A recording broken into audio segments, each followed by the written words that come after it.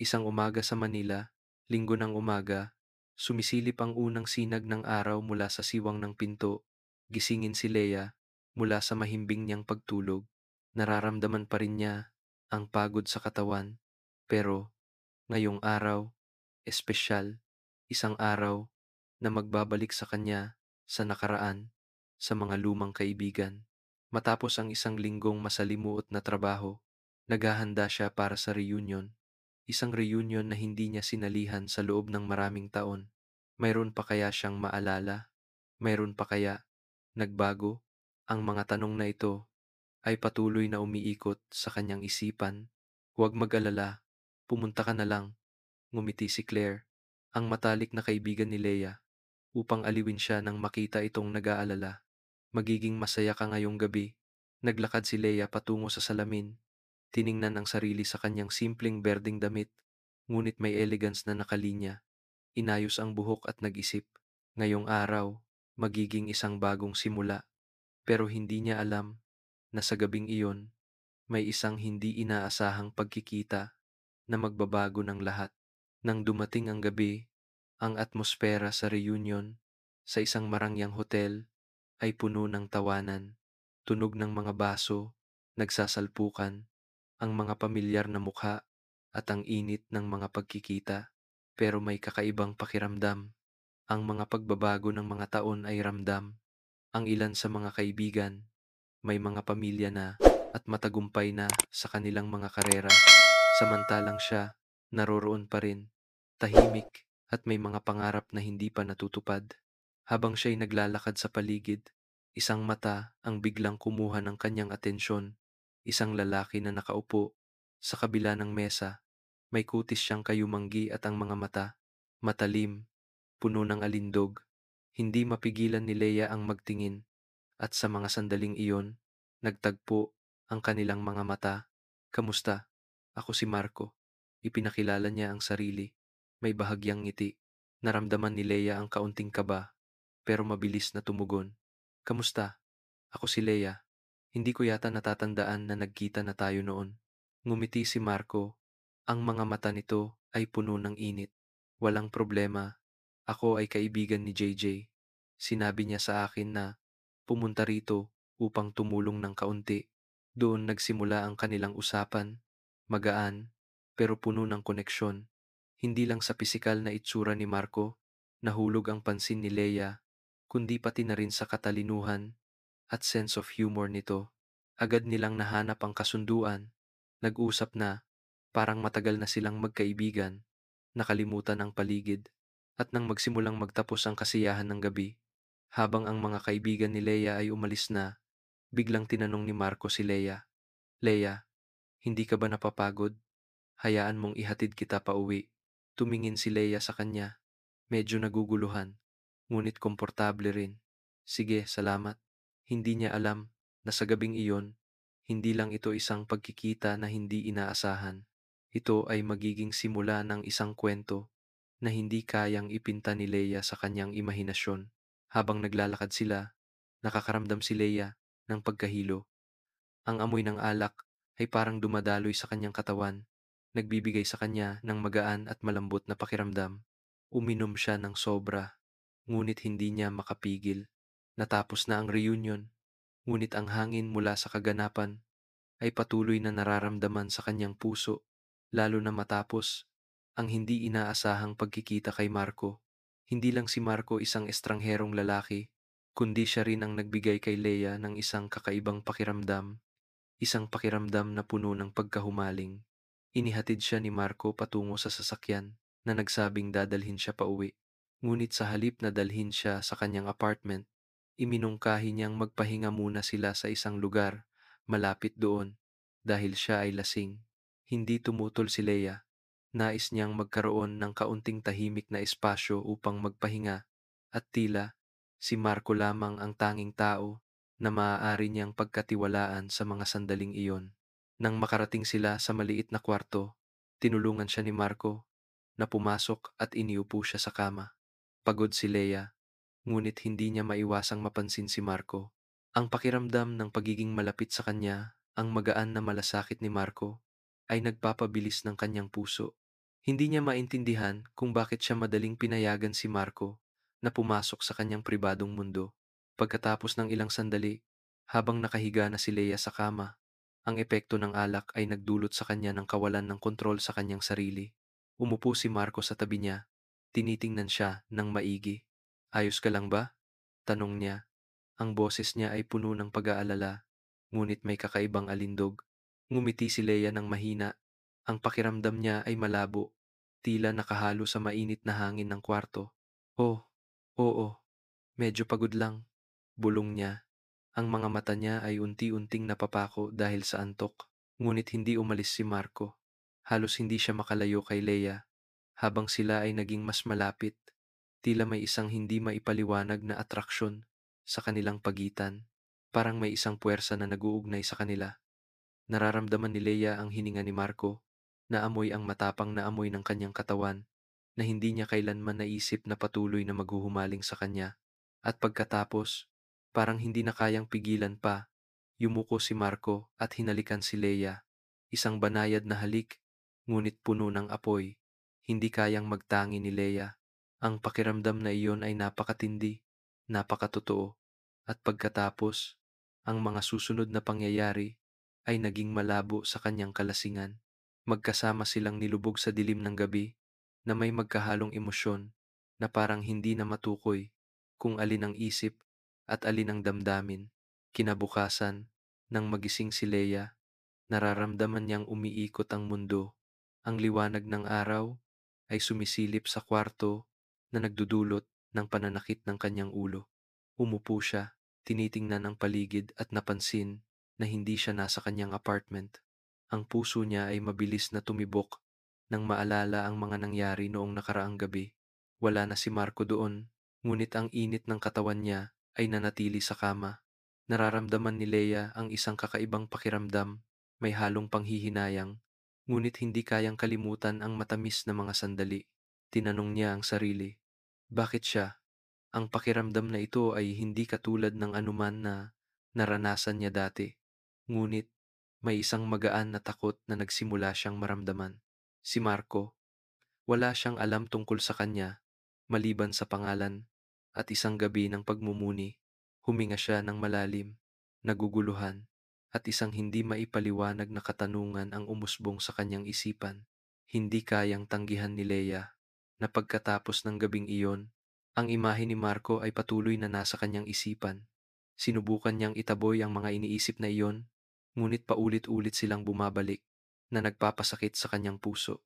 Ang pakiramdam na siya ay nahulog sa isang relasyon na hindi siya handa ay nagdudulot sa kanya ng walang katapusang tanong kung tama ba ang kanyang ginagawa.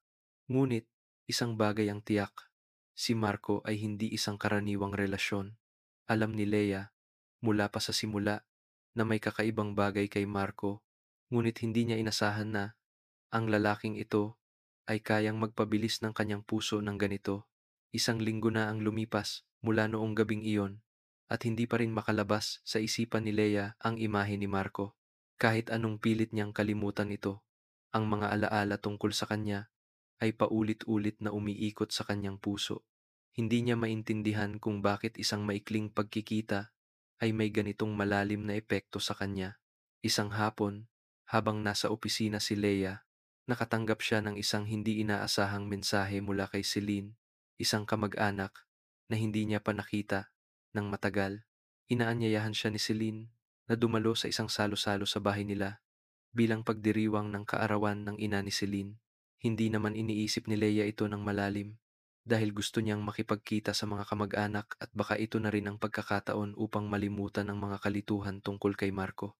Wala namang masama siguro, sabi ni Leia sa sarili, at nagdesisyon na pumunta. Agad siyang nagbihis at naghanda upang pumunta sa bahay ni Celine. Pagdating ni Leia sa lugar, nahirapan siyang magpigil ng kanyang gulat sa mainit at marangyang atmosfera ng salo-salo. Malaki ang bahay ni Celine at napakaganda ng mga dekorasyon na may kumikislap na mga ilaw. Masaya ang lahat ng tao at nag-uusap at medyo komportable si Leia sa kapaligirang ito. Si Celine, na may maligayang ngiti, ay agad siyang tinanggap at dinala papasok. Ngunit pagpasok niya sa sala, ramdam ni Leia na may kakaibang nangyayari. Nakita niya si Marco na nakatayo sa sulok ng kwarto, nakikipag-usap sa ilang mga lumang kaibigan. Biglang kumabog ang puso ni Leia, napansin din siya ni Marco, at ang mga mata nito ay para bang may gustong sabihin, pero mabilis niyang itinagilid ang kanyang tingin, parang iniiwasan siya. Nakatayo si Leia, naguguluhan, hindi maintindihan kung ano ang nangyayari. Napansin ni Celine ang kakaibang reaksyon ni Leia at mabilis siyang nilapitan, hinila siya palayo. Leia, anong nangyari? May problema ba? Tanong ni Celine, ngunit may kaunting pagkalito sa kanyang boses. Hindi na kayang pigilin ni Leia ang tanong na naglalaro sa kanyang isipan. Celine, siya, siya ba? Bakit siya nandito? Tumingin si Celine sa kanya. Ang mga mata nito ay naging malamig. Tumingin siya kay Marco ng matagal. Bago nagsalita, ang boses niya ay medyo pabulong. Siya ang asawa ko, Leia. Parang tinamaan ng kidlat si Leia. Nakatayo siya, hindi makapaniwala sa narinig. Celine, hindi mo, hindi mo sinabi sa akin na ikinasal ka na at siya ang asawa mo? Tahimik na tumagal ng ilang sandali si Celine bago ngumiti ng kaunti, ngunit ang ngiti ay may halong hinagpis. Siya si Marco. Ikinasal kami ng ilang taon na, pero hindi ito katulad ng inaakala mo, Leia. Puno ng pagsubok ang relasyon namin. Tiningnan ni Leia si Celine. Hindi pa rin maintindihan ang lahat ng sinabi nito. Pagsubok? Ano ang ibig mong sabihin? Tumingin si Celine sa sahig. Ang mga mata nito ay puno ng lungkot. Nagsimula ang relasyon namin parang isang fairy tale, pero pagkatapos, nagbago siya, at ako rin. May mga pagkakataon na pakiramdam ko, hindi na siya ang taong minahal ko. Nagsimula siyang magbago at wala na akong tiwala sa kanya. Nararamdaman ni Leia ang kalungkutan na umaabot sa kanyang puso. Si Celine, siya na may pinagdadaanan sa kanyang kasal, pero bakit itinago niya ang lahat ng ito sa kanya? Pakiramdam ni Leia ay parang napasok siya sa isang kwento na wala siyang kaalaman, na hindi siya handa. Nagpatuloy si Celine. Ang boses nito ay parang nais magtangis. Pinagtaksilan niya ako, Leia, at ako, pinagtaksilan ko rin siya. Kaya kami pa rin magkasama, pero wala nang pagmamahal. Araw-araw na lang puno ng alitan at katahimikan. Tahimik si Leia, hindi alam kung ano ang sasabihin. Hindi niya kayang isipin kung gaano kahirap ang buhay may asawa ni na Marco at Celine. Lahat ng bagay ay parang gumuguho sa kanyang isipan. Ang lalaking nagbigay sa kanya ng isang gabi ng kaligayahan ay asawa pa pala ni Celine, ang matagal na niyang itinuturing na kaibigan. Leia, tiningnan siya ni Celine ng may mga mata ng pasakit. Ayokong isipin mong masama siya, pero ang totoo, wala na kami. Hindi na siya ang taong kaya kong mahalin, at ako, hindi na ako ang kailangan niya. Nakatayo lang si Leia, pakiramdam ay nasusuka at nalilito. Ang lahat ng nangyayari ay lumalabas sa kanyang kontrol. Hindi niya alam kung anong susunod na gagawin, pero alam niyang simula nang magkita sila ni Marco, nagbago na ang lahat sa kanyang buhay. Nagsimula siyang mangamba ang relasyon na ito, kahit bago pa lamang, ay puno ng mga panganib at hindi tiyak na mga bagay na hindi niya kayang ipaliwanag. Bakit siya? Bakit siya ang nadawit sa kwentong ito? Sa gabing iyon, hindi mapakali si Leia sa mga naiisip niya tungkol sa mga narinig niya mula kay Celine, parang isang bangungot na hindi siya magising. Si Marco, ang lalaking nakilala niya sa party, ang hindi niya malimutan, ay asawa ni Celine. Ang mga salungatan at pagtataksil na ibinahagi ni Celine ay parang isang malupit na suntok sa kanyang puso. Hindi maiwasan ni Leia na makaramdam ng awa para sa dalawang babaeng ito sa kwentong ito, ngunit hindi niya rin maikaila na siya ay dahan-dahang nahihirapan sa isang relasyon na puno ng kalituhan. Kinabukasan, nakatanggap si Leia ng tawag mula kay Marco. Sinabi niyang nais niyang makipagkita sa kanya. Bumilis ang tibok ng puso ni Leia nang marinig ang mga salitang iyon. Hindi niya alam kung ano ang nararamdaman, takot, kaba, o kahit takot. Sa huli, nagdesisyon siyang makipagkita sa kanya, kahit alam niyang hindi ito magiging madali. Pagdating ni Leia sa coffee shop, kung saan sila magkikita, nakita niyang nakaupo si Marco sa isang sulok ng mesa. Ang mukha ay malungkot at pagod. Tumayo siya nang makita si Leia. at isang mahinang ngiti ang dumaan sa kanyang mukha. Ngunit naramdaman ni Leia ang bigat sa mga mata ni Marco. Inanyayahan siya ni Marco na umupo at nagsimula ng usapan. Alam mo na ba? Simula ni Marco. Ang boses niya ay mabigat at puno ng emosyon. Tumango lang si Leia. Hindi niya kayang sabihin ang nararamdaman niya dahil parang hinihila ang puso niya. Tumahimik si Marco sandali. Parang may nilalabanan sa kanyang nararamdaman. Alam kong mahirap ito, Leia, pero hindi ko kayang baguhin ang nakaraan, sabi ni Marco. Ang boses ay puno ng sakit. Si Celine. Nagsimula siyang makipagrelasyon sa isang matalik na kaibigan ko. At ako, pinatawad ko siya. Ngunit siguro, hindi na ito makakabuti. Tumingin si Leia kay Marco at naramdaman niyang sumakit ang puso niya. Kaya pa rin ba kayong magkasama ni Celine? Tanong niya. Hindi maiwasang maging curious tungkol sa nangyari sa kanilang dalawa. Huminga si Marco ng malalim. Ang mukha ay puno ng pagod. Magkasama kami, pero wala ng laman, Leia. Ang natitira na lang ay mga hindi pagkakaintindihan at katahimikan. Hindi ko na kayang magpatuloy pa. Hindi ko kayang mamuhay sa isang relasyon na walang pagmamahal, pero hindi ko rin alam kung anong gagawin ko. Si Celine, sa kabila ng lahat ng kanyang pagkakamali, ay asawa pa rin niya. Ngunit ang nararamdaman ni Marco kay Leia ay isang bagay na hindi niya kayang itanggi. Hindi niya kayang hindi siya iniisip, hindi kayang hindi maalala ang mga sandali nilang magkasama. Mula noong unang pagkikita nila sa party hanggang sa gabing iyon, si Leia ay naging bahagi ng puso niya. Nararamdaman ni Leia ang pagkabalisa ni Marco, ngunit hindi rin niya maikaila na siya rin ay nararamdaman ang parehong bagay. Alam niyang puno ng panganib ang relasyon na ito, ngunit habang lumalala ang nararamdaman niya kay Marco, hindi na siya makaalis. Tumingin si Marco kay Leia. Ang mga mata ay puno ng pag-asa, ngunit puno rin ng pangamba. Leia, hindi ko na kayang magsama pa kay Celine. Sinubukan kong patawarin siya, pero hindi na akin ang puso ko. Mahal kita, at hindi ko alam kung paano malulutas ang lahat ng ito. Naramdaman ni Leia na parang sasabog ang puso niya. Ayaw niyang maging dahilan ng pagkasira ng relasyon ni na Marco at Celine. Ngunit hindi niya rin maikaila na may nararamdaman siya kay Marco. Hindi niya alam kung anong gagawin. Hindi niya alam kung paano siya makakalabas sa sitwasyong ito nang hindi nasasaktan ng iba. Hindi ko alam kung anong gagawin ko, Marco. Malungkot na sabi ni Leia. Ang mga kamay niya ay mahigpit na hawak ang tasa ng kape. Tulad mo, pakiramdam ko'y naliligaw. Ngunit hindi ko kayang sirain ang isang pamilya. Tumingin si Marco sa kanya. Ang mga mata ay puno ng sakit. Hindi ko kayang bumalik kay Celine, Leia.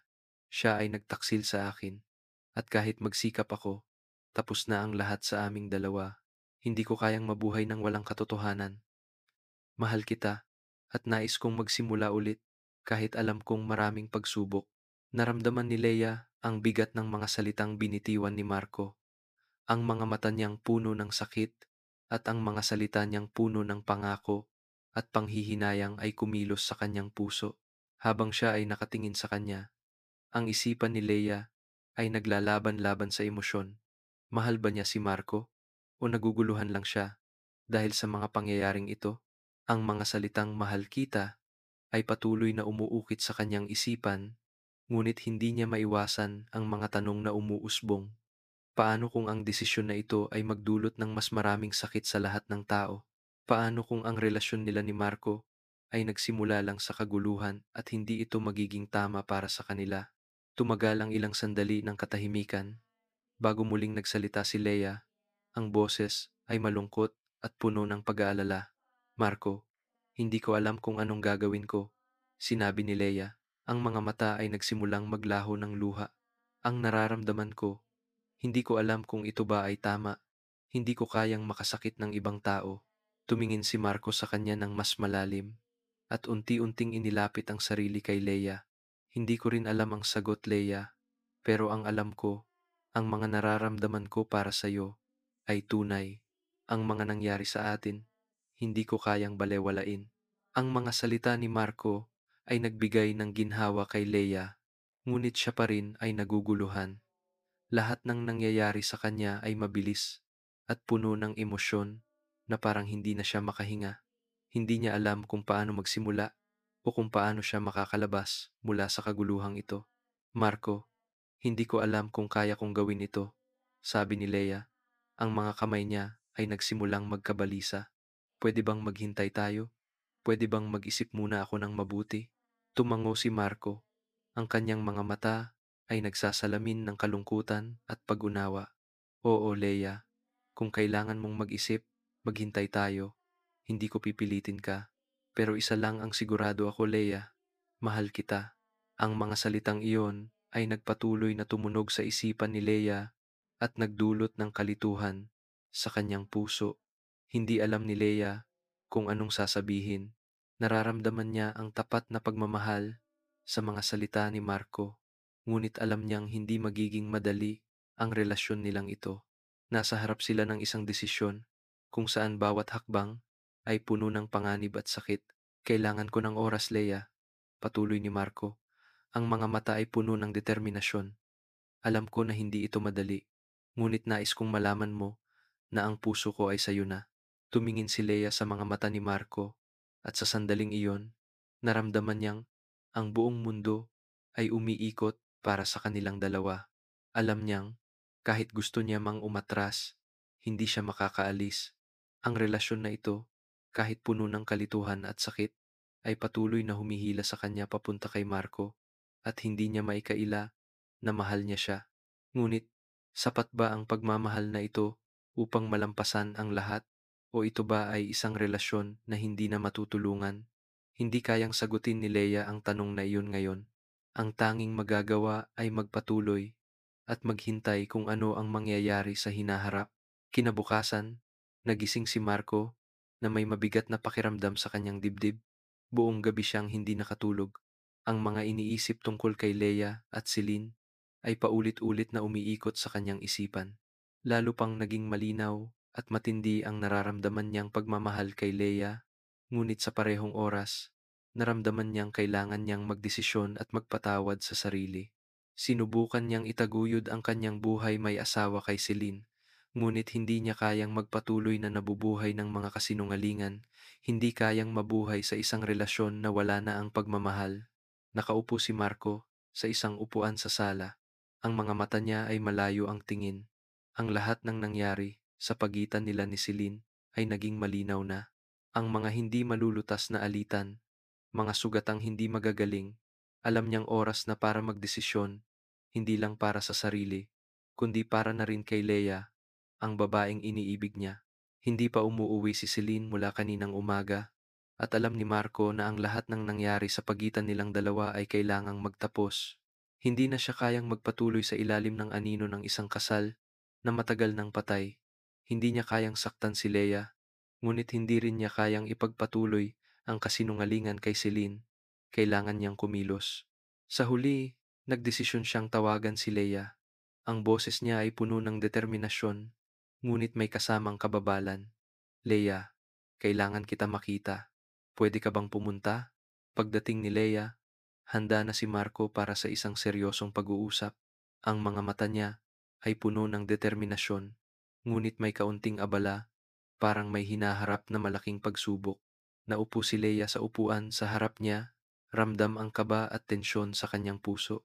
Hindi niya alam kung ano ang nais sabihin ni Marco, ngunit siguro ito na ang oras na kailangan niyang marinig ang mga mahihirap na desisyon ng lalaki. Alam mo ba, Leia, nagsimula si Marco. Ang boses niya mabigat, matatag, at puno ng kabigatan. Matagal ko nang iniisip ang lahat ng nangyari, tungkol kay Celine, tungkol sa atin, at tungkol sa hinaharap. Alam ko, nasaktan kita dahil sa mga hindi ko pagpapasya, pero hindi ko na kayang magpatuloy ng ganito. Tahimik na nakinig si Leia. Ramdam ang bigat ng mga salitang iyon.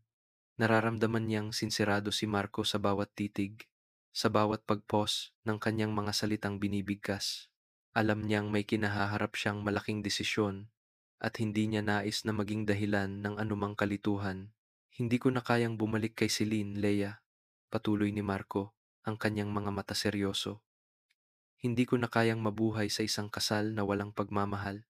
Matagal na kaming tapos, pero hindi ko noon kayang tanggapin ang katotohanan.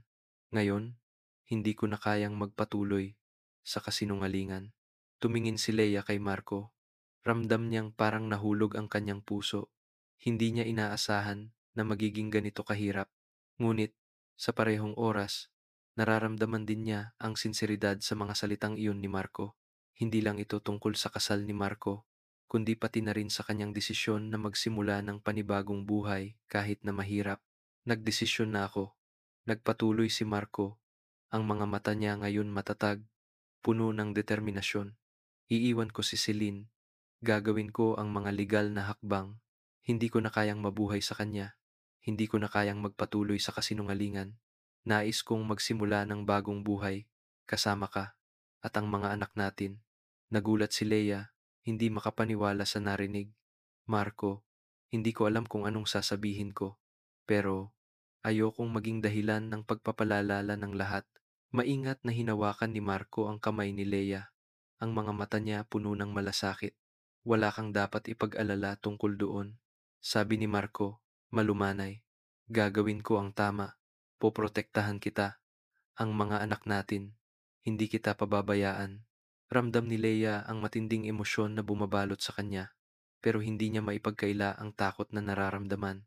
Alam niyang malaki ang desisyong ito, ngunit sa kabila ng takot, nauunawaan niyang hindi na kayang bumalik ni Marco sa nakaraan. Nais niyang magsimula muli, at hindi niya kayang ipagkait ang pagkakataong ito, kahit na puno ng pagsubok ang daraanan nila. Naniniwala ako sa iyo, sabi ni Leia. Ang boses niya mabigat, may kabuntot na kalungkutan. Pero nag-aalala ako, Marco. Hindi madali ang ganitong sitwasyon para sa kahit sino. Ayokong makita kang magdusa dahil sa desisyong ito. Ngumiti si Marco ng mahinahon. Ang mga mata niya kumikislap ng determinasyon. Tama na ang paghihirap, Leia. Hindi ko na gustong saktan ka o ang mga anak natin. Ang tanging nais ko magbigay kaligayahan sa iyo, at gagawin ko ang lahat para magkaroon tayo ng magandang kinabukasan. Nagtapos ang kanilang pag-uusap na walang mga salitang pangako, ngunit sa puso ni Leia, alam niyang tama ang desisyon ni Marco. Hindi niya alam kung ano ang mangyayari sa hinaharap, pero alam niyang tanging ang katotohanan at sinseridad lamang ang makakatulong sa kanila upang malampasan ang mga pagsubok na darating. Sa araw na iyon, nagsimula ng magsagawa ng legal na hakbang si Marco upang makipaghiwalay kay Celine.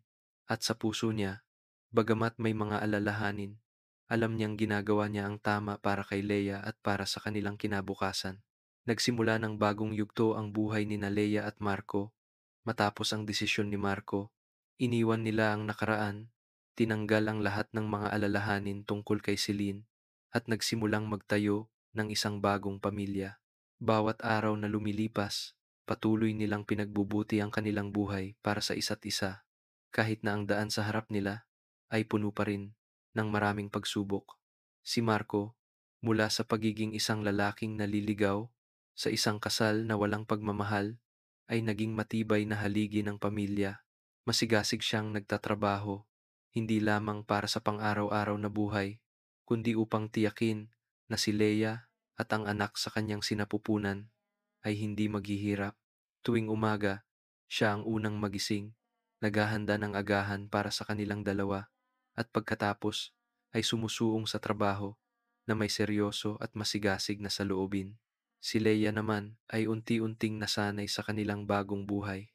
Bagamat hindi na siya kailangang mag-alala tungkol sa trabaho at pera tulad ng dati, ang pagbubuntis at pangangalaga sa kanilang anak ay nagdudulot pa rin ng matinding presyon sa kanya. Nagbabago ang kanyang katawan, patuloy ang mga sintomas ng morning sickness, at ang araw-araw na buhay ay minsan ay nagpaparamdam sa kanya ng pagkapagod. Ngunit ang nakakagaan sa kanyang pakiramdam ay ang suporta ni Marco. Laging nandiyan siya upang magbigay ng tulong, magbahagi ng bigat, at magbigay ng lakas sa mga mahihirap na araw. Minsan, kapag pagod si Leia at nagdududa kung magagawa niya bang gampanan ang papel ng isang ina at asawa, laging niyayakap siya ni Marco, binibigyan siya ng mga salitang pampalakas loob, at muling natutuklasan ni Leia ang lakas para magpatuloy. Magaling ka, Leia, madalas sabihin ni Marco, Kapag tinitingnan siyang nagsasagawa ng mga gawain sa bahay, o kapag siya ay pagod mula sa buong araw, ipinagmamalaki kita. Ang mga simpleng salitang ito ay isang malaking pampalakas loob kay Leia na pagtanto niyang kahit na puno ng pagsubok ang bagong buhay, hindi na siya nag-iisa. Palaging nandyan si Marco, handang magbahagi ng lahat ng bigat mula sa mga gawaing bahay hanggang sa mga alalahanin sa hinaharap. Gayunpaman, hindi palaging maayos ang lahat. Bagamat nagsusumikap si Marco upang mapabuti ang kanilang kalagayan, patuloy pa rin silang humaharap sa mga hindi inaasahang problema. Laging isang alalahanin ang pera at minsan, nararamdaman nilang matinding pressure sa mga gastusin para sa kalusugan ni Leia at paghahanda para sa kanilang anak. May mga gabing, habang mahimbing na natutulog si Leia, si Marco ay mag-isa, nakatingin sa mga numero sa mga dokumento, nag-iisip kung paano niya matutugunan ang mga pangangailangan ng pamilya. Hindi niya nais na mag-alala si Leia tungkol sa pera o anumang bagay, ngunit may mga pagkakataon na ang pagod at stress ay nagpaparamdam sa kanya ng kawalan ng lakas. Karapat-dapat si Leia ng mas maganda pang buhay, sabi ni Marco sa kanyang sarili sa mga tahimik na sandali. Ngunit sa tuwing siya ay nadi-discourage, naiisip niya si Leia, ang mga ngiti niya at ang pag-asa sa mga mata ni Leia, kaya't hindi siya tumigil, hindi siya sumuko. Kailangan niyang magtrabaho pa ng mas mabuti para sa pamilya, para kay Leia, at para sa kanilang anak. Si Leia, bagamat may mga pag-aalala, ay ramdam ang katatagan at determinasyon ni Marco. Alam niyang hindi susuko si Marco, at ang kaalaman na iyon ay nagbigay sa kanya ng kapayapaan kahit na hindi palaging madali ang buhay nila. Bawat araw, natututo silang harapin ang mga pagsubok, magbahagi ng mga pasanin, at mag-enjoy sa mga tahimik na sandali na magkasama. Hindi man sila mayaman, ngunit ang pagmamahal at pagkakaisa nila ay ang pinakamahalagang yaman. Malalagpasan natin ang lahat, sabi ni Marco nang mag-alala si Leia tungkol sa hinaharap. Basta't ikaw ay nandyan, kaya natin ang lahat. Tumingin si Leia sa mga mata ni Marco, at sa sandaling iyon, ramdam niya ang pagmamahal at pangako sa mga salita niya. Ngumiti siya, at sa kanyang isipan, ipinagdasal niya na anuman ang mangyari, magsasama sila. At iyon ang pinakamahalaga sa kanilang bagong buhay na binubuo. Sa huli, bagamat may mga pagsubok, alam ni Leia na magiging mas maganda ang buhay nila basta't magkasama sila, magtutulungan, at maghahatian. Malalampasan nila ang lahat ng hirap, at ang pagmamahal nila, kahit na may mga pagtaas at pagbaba, ay magiging matibay na pundasyon upang magtulungan at magtayo ng isang masayang pamilya. Unti-unti nang naging maayos ang buhay ni Nalea at Marco, kahit na marami pa ring hamon sa hinaharap. Nalampasan na nila ang maraming pagsubok, ngunit may isang anino mula sa nakaraan na patuloy na sumusunod sa kanila, si Celine. Hindi matanggap ni Celine na pinili ni Marco na iwan siya, kaya patuloy siyang gumagawa ng paraan upang maging mahirap ang buhay nila. Ang mga laro sa isip, mga walang basehang akusasyon, at ang mga panlilinlang na ginagamit niya upang gawin silang pressured ni Marco at Leia ay patuloy na lumalala. Isang hapon, habang nasa bahay si Leia, nakatanggap siya ng tawag mula kay Marco. Malalim ang boses niya, may halong kaba. Leia, pwede ka bang pumunta rito? Gulo na naman si Celine. Huminga ng malalim si Leia, pagod na sa mga eksaheradong ginagawa ni Celine, ngunit alam niyang hindi siya maaaring laging umiwas. Sige, pupunta ako. Pagdating ni Leia, nakita niyang nakatayo si Marco sa labas ng pintuan. Mukha niya ay tila tensyonado. Agad niya itong hinila papasok. Ulit na naman si Celine. Gulo na naman. Nagsimula siyang mag-post ng mga paninira sa social media. Sinasabi na iniwan ko siya para sa iba, na para akong traitor. Naramdaman ni Leia ang galit na umakyat sa puso niya. Si Celine, ang babaeng dati niyang kaibigan, ngayon ay ginagawa ito upang maghiganti kay Marco at sirain ang kaligayahan nila. Huminga siya ng malalim, pilit na kumalma. Ginagawa niya tayong mahirap, Marco, pero naniniwala ako, malalampasan natin ito. Tumingin si Marco kay Leia, ang mga mata niya ay puno ng sakit. Ayokong ikaw ang magdusa sa lahat ng ito. Alam kong hindi mo deserve na harapin ang mga ganitong problema. Aayusin ko ang lahat. Hindi mo kailangang mag-alala. Maingat na hinawakan ni Leia ang kamay ni Marco. Haharapin natin lahat ng ito ng magkasama. Hindi mo kailangang mag-isa. Tumingin siya sa mga mata niya. Matatag. Naniniwala ako sa iyo. At naniniwala ako sa pagmamahalan natin. Sa sandaling iyon, naramdaman ni Marco ang kakaibang kapayapaan. Ang mga salita ni Leia ay parang ilaw sa dilim, nagbibigay ng lakas sa kanya. Niyakap niya ito ng mahigpit. Mahal kita, Leia. Hindi na ako babalik kay Celine. Ano man ang mangyari, ikaw ang mahal ko at mananatili akong kasama mo magpakailanman. Ang determinasyon sa mga salita ni Marco ay nagbigay ng kapanatagan kay Leia. Alam niyang anuman ang pagsubok, mananatili silang magkasama. Maaaring gawin ni Celine ang lahat upang sirain sila. Ngunit ang pagmamahal ni Marco kay Leia ay hindi magbabago. Lumipas ang panahon, patuloy pa rin si Celine sa panggugulo at sinubukan pa niyang pahiyain si Marco sa publiko. Inilantad niya si Marco sa social media, sinisi at siniraan siya, pinapaniwala ang lahat na siya ay pabaya at iniwan ng pamilya para sa ibang babae. Ngunit hindi ito pinansin ni Marco. Determinado siyang ayusin ang lahat kay Celine at handa siyang ipaglaban si Leia. Isang araw, nang lalo nang lumala ang sitwasyon, nagdesisyon si Marco na harapin si Celine ng huling beses. Nakipagkita siya sa kanya sa isang cafe kung saan una silang nagkita pagkatapos niyang iwan si Celine. Celine, hindi ko na kayang ipagpatuloy ito sa'yo. Pinatawad na kita minsan, pero ngayon, hindi na pwede.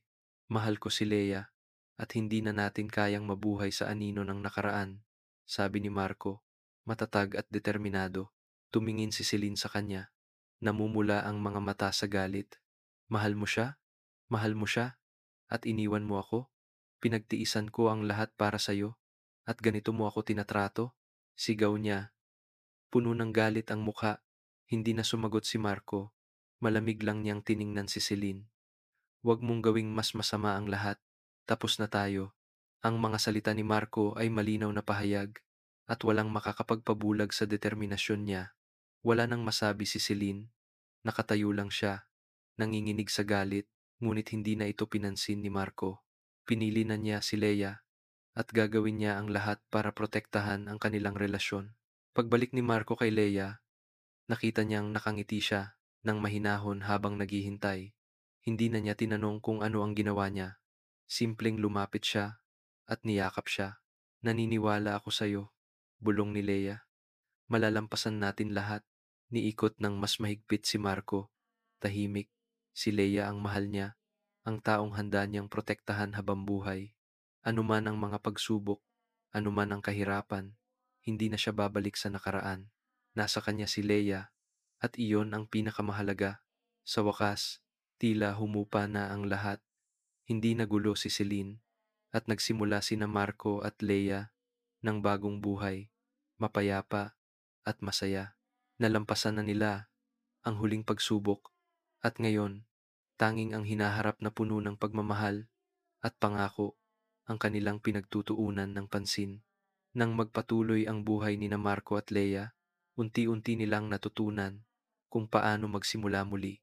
Gayunpaman, hindi pa rin humuhupa ang mga alon mula sa nakaraan. Si Celine, nang makita niyang tuluyan nang umalis si Marco mula sa kanyang buhay, ay hindi matanggap ang katotohanan.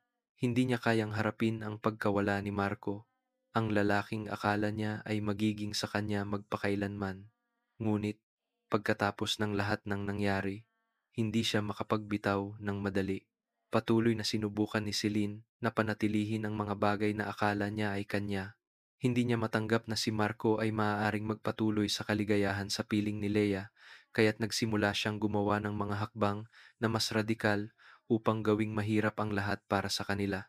Naghanap siya ng paraan upang siraan si Marco, nagpost ng mga kasinungalingan at mabibigat na pahayag sa social media, pinapalakas ang mga hidwaan sa pagitan nila, at binibigyan si Marco ng imaheng isang lalaking walang pananagutan, isang taksil.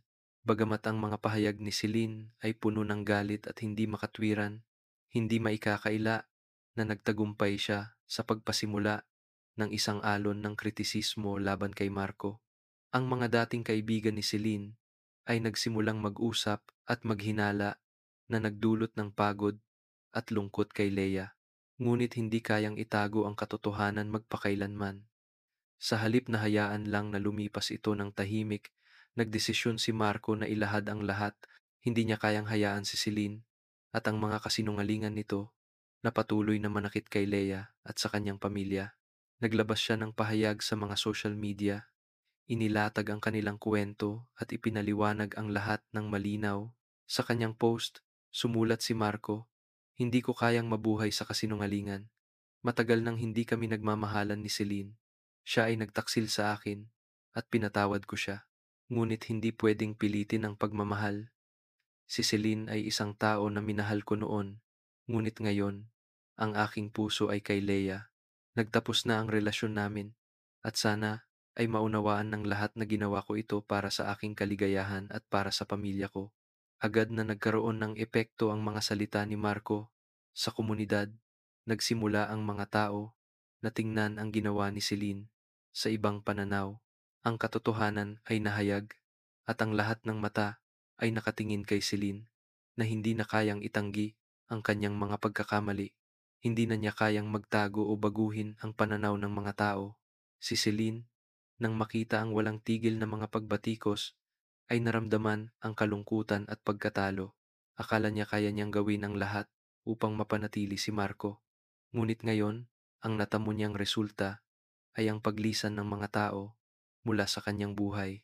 Ang mga posts niya sa social media ay nawala at siya ay naging target ng walang katapusang puna mula sa kanyang mga kaibigan, pamilya at maging sa mga hindi niya kilala. Napag-iiwanan siya ng mga tao at nagsimula niyang maramdaman ang pagkawalay. Bagamat naghahanap siya ng paraan upang protektahan ang kanyang pangalan, hindi na niya kayang baguhin ang pananaw ng mga tao tungkol sa kanya. Lahat ng mga hakbang na ginawa niya upang panatilihin si Marco ay siya pang naging dahilan ng pagkawala ng lahat. Isang araw, habang nag-iisa si Celine sa isang bakanteng kwarto, napagtanto niyang wala na siya sa pagiging matatag na babae na kilala ng lahat. Na-realize niya na ang mga maling desisyon na ginawa niya ay naging dahilan ng pagkawala ng lahat. Si Marco ay umalis at wala siyang natira kundi ang kalungkutan at pagsisisi. Sa huli, si Celine ay kailangang harapin ang mga kahihinatnan ng kanyang mga aksyon. Hindi lang siya nawalan ng Marco, kundi pati na rin ang respeto ng mga tao sa paligid niya. Ang mga kasinungalingan, mga pakana, at ang kanyang pagtanggi ay naging dahilan kung bakit hindi siya makatayong matatag sa mata ng lipunan. Samantala, sina Marco at Leia ay patuloy na nagtutulungan upang buuin ang kanilang bagong buhay. Wala na silang alalahanin sa mga anino ng nakaraan. Bagamat may mga pagsubok pa rin, ang kanilang pagmamahal at determinasyon ay nagsisilbing gabay upang malampasan ang lahat. Si Leia ay nakaramdam ng seguridad sa tabi ni Marco at magkasama nilang pinapalago ang pagmamahal nila at pinapalakas ang kanilang kinabukasan para sa kanilang anak. Si Celine, ngayon, ay isang bahagi na lamang ng nakaraan, isang bahagi na hindi na mababago. Wala na siyang magagawa upang baguhin ang takbo ng mga pangyayari at ang tanging magagawa na lamang niya ay harapin ang katotohanan at matutunang tanggapin ang mga kahihinatnan ng kanyang mga desisyon. Bagaman nagsikap sina Marco at Leia na buuin muli ang kanilang buhay pagkatapos ng mga pagsubok, hindi pa rin sumuko si Celine sa pagsira sa kanilang kaligayahan. Hindi niya matanggap na tuluyan nang iniwan siya ni Marco at natagpuan ang kaligayahan kay Leia. Ang lahat ng mga hakbang na ginawa ni Celine ay tila nagdulot lamang ng higit pang tensyon at ang mga tao sa paligid nila ay nagsimula nang makita siya bilang isang tao na hindi kayang magbago, isang taong nabubuhay sa galit at puot. Patuloy na ginamit ni Celine ang mga social media upang hayagang pagsalitaan si Marco at Leia. Gumagawa siya ng mga bagong kwento, umaakyat ng pansin ng publiko, at sinusubukang hilahin si Marco sa mga walang katapusang argumento. Tuwing iniisip nilang nakatagpo na sila ng konting kapayapaan, muling lilitaw si Celine hamon na kailangan nilang harapin siya muli. Ngunit sa pagkakataong ito, hindi na naramdaman ni Marco at Leia ang takot o pagod tulad ng dati. Sanay na sila sa mga kalokohan ni Celine. Hindi na si Leia ang dating mahina, mas matatag siya, mas tiwala, at nauunawaan na ang pinakamahalaga ay ang protektahan ang kaligayahan ng kanilang pamilya. Hindi na natin pwedeng patagilid na mabuhay sa ilalim ng anino ng taong iyon, sabi ni Marco isang araw, habang magkasama silang umupo sa sala. Ginawa ko na ang lahat ng maaari kong gawin, pero ngayon, kailangan nating tapusin ang lahat ng ito. Wala nang kapangyarihan si Celine sa atin. Tumingin si Leia kay Marco, ramdam ang kanyang determinasyon sa bawat salitang binanggit. Alam niyang oras na upang ganap nilang isara ang pinto sa nakaraan. Hindi lang dahil karapat-dapat sila ng tahimik na buhay, kundi dahil sa kanilang hinaharap. Kinabukasan, nagdesisyon si Marco na harapin si Celine ng huling pagkakataon. Pumunta siya sa bahay nito, hindi upang humingi ng tawad o magpaliwanag pa, kundi upang tapusin ang lahat ng ito ng buo. Nang buksan ni Celine ang pintuan, mukha siyang puno ng galit, ngunit nang makita ang matatag na determinasyon sa mata ni Marco, nagsimula siyang makaramdam ng kaunting takot. Marco, sabi ni Celine, ang boses niya puno ng hamon. Anong akala mo ang mangyayari? Huwag mong isipin na papayag akong basta na lang kang umalis. Hindi gumalaw si Marco. Celine, sinabi ko na ito, wala na tayong dapat pag-usapan. Mahal ko si Leia at hindi ko hahayaan na ikaw o ang sino man ay sirain ang buhay namin. Tahimik si Celine, nakatingin lang kay Marco nang may halong pagkabigo at galit. Ngunit sa huli, naharap na siya sa katotohanan. Matagal nang tapos ang lahat sa pagitan nila ni Marco at wala nang makakapagbago nun. Ang mga aksyon ni Celine ay lalong nagpalayo sa kanya at nagdulot ng kanyang kalungkutan at pagkakahiwalay. Ngayon, naiintindihan ko na, sabi ni Celine, huminga ng malalim at may kabiguan sa boses. Alam ko nang tapos na, pinili mo na, at wala na akong magagawa. Hindi na nagsalita si Marco. Simpleng lumingon siya at naglakad palabas ng bahay ni Celine. Iniwan siya sa isang malamlam na silid. Pinanood siya ni Celine. Ngunit sa pagkakataong ito, wala nang galit sa kanyang puso, tanging kalungkutan at pagsisisi na lamang. Para kay Marco at Leia, hindi na nila kailangang mag-alala tungkol sa mga kalokohan ni Celine. Nagdesisyon silang magpatuloy sa kanilang buhay nang hindi hinahayaan na ang mga anino ng nakaraan ay makagambala sa kanilang hinaharap. Naglaan sila ng oras para sa isa't isa, alagaan ang kanilang anak na malapit ng ipanganak at gawin ang lahat ng kanilang makakaya upang gawing buo at masaya ang kanilang pamilya. Isang buwan ang lumipas at habang nagsisimula ng maging maayos ang lahat, nagsimula silang magplano para sa kanilang hinaharap. Nais nilang tiyakin na walang anumang bagay, kahit na ang mga pagsubok mula kay Celine, ang makakasira sa pagmamahal at samahan nila. Nangako si Marco na palaging magiging kasama si Leia, tutulungan siyang malampasan ang lahat ng pagsubok at magkasama nilang bubuuin ang isang masayang pamilya. Si Celine, kahit anong gawin, ay hindi na makakabalik pa. Ang mga ginawa niyang hakbang ay nagdulot lamang sa kanya ng kalungkutan at natutunan niyang hindi palaging maibabalik ang mga bagay na nawala. Sa huli, ang pagtatapos ng lahat ng ito ay naging isang mahalagang bahagi ng proseso ng pagpapagaling ni Marco at Leia. Nalampasan nila ang huling pagsubok at ngayon nakatutok na lang sila sa hinaharap kung saan ang pagmamahal at determinasyon ay magtutulungan upang gabayan sila patungo sa isang maliwanag na bukas na puno ng pag-asa. Ang araw na matagal nang hinihintay ni Leia ay dumating na. Naramdaman niya na para bang huminto ang tibok ng kanyang puso nang magsimula ang sakit ng panganganak. Si Marco, kahit na may kaunting kaba, ay nanatiling matatag at laging nandyan sa kanyang tabi. Tinutulungan siya bawat hakbang upang malampasan ang matinding sakit. Hinawakan niya ang kamay ni Leia, pinapakalma at pinapalakas ang loob. Magaling ka, Leia. Nandito lang ako. Ramdam ni Leia ang matibay na suporta mula kay Marco. Kahit na ang lahat sa paligid niya ay malabo at masakit, ang presensya ni Marco ay nagbibigay sa kanya ng pakiramdam na hindi siya nag-iisa. Ang sakit ay tila humihupa tuwing tinitingnan niya ang mga mata ni Marco na puno ng init. Hindi siya iniwan ni Marco mula sa simula hanggang sa ang kanilang anak ay dumating sa mundo. Nang ipasa ng doktor ang sanggol kay Leia, isang matinding kaligayahan ang bumangon sa kanyang puso. Tinitingnan niya ang mga mata ng kanilang anak na lalaki at ramdam niya ang malalim na koneksyon na hindi niya inakalang mangyayari. Nakatayo si Marco sa tabi niya at ang kanyang mga mata ay kumikislap sa pagmamalaki at kaligayahan. Ang anak natin, Leia, wika ni Marco. Ang kanyang boses ay maluha-luha. Nagawa natin ang isang milagro. Ang pakiramdam na iyon ay isang koneksyon na hindi kayang ilarawan ng mga salita.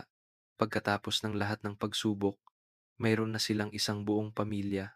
Bagamat ang mga unang araw ng pagiging magulang ay mahirap, nagpasya sina Marco at Leia na magbigay ng isang masilayan at masayang bahay para sa kanilang anak. Nagbibigay sila ng tulong sa bawat isa sa mga gawain ng pag-aalaga sa bata, mula sa pagpapalit ng lampin, pagpapadede, hanggang sa mga gabing gising para aliwin ang sanggol kapag ito'y umiiyak. Hindi na sila nag-iisa sa buhay dahil ngayon mayroon silang anak, ang magiging pag-asa at lakas para sa maganda nilang kinabukasan. Ang mga unang araw pagkatapos manganak ay mga araw na hindi malilimutan ni Leia. Pakiramdam niya ay ubos na ang kanyang lakas at minsan ay nakaramdam ng pagod. Ngunit tuwing tinitingnan niya ang anak niyang lalaki, muling nahanap niya ang lakas na magpatuloy. Laging nandyan si Marco upang tulungan siya kapag siya'y nauubusan ng lakas. Binabago ni Marco ang diaper ng kanilang anak, pinapaligo ito, at tuwing si Leia ay nahihirapan, tinitiyak ni Marco na siya'y makakapagpahinga ng husto. Ako ang mag-aalaga sa iyo at sa bata, sabi ni Marco, tuwing mukhang pagod na si Leia. Magpahinga ka lang, ako ang bahala sa iba. Ang pakiramdam ng pagkakaroon ng isang partner na handang magbahagi ng bigat ng buhay pamilya ay nagbigay kay Leia ng kapanatagan at pagmamahal kay Marco.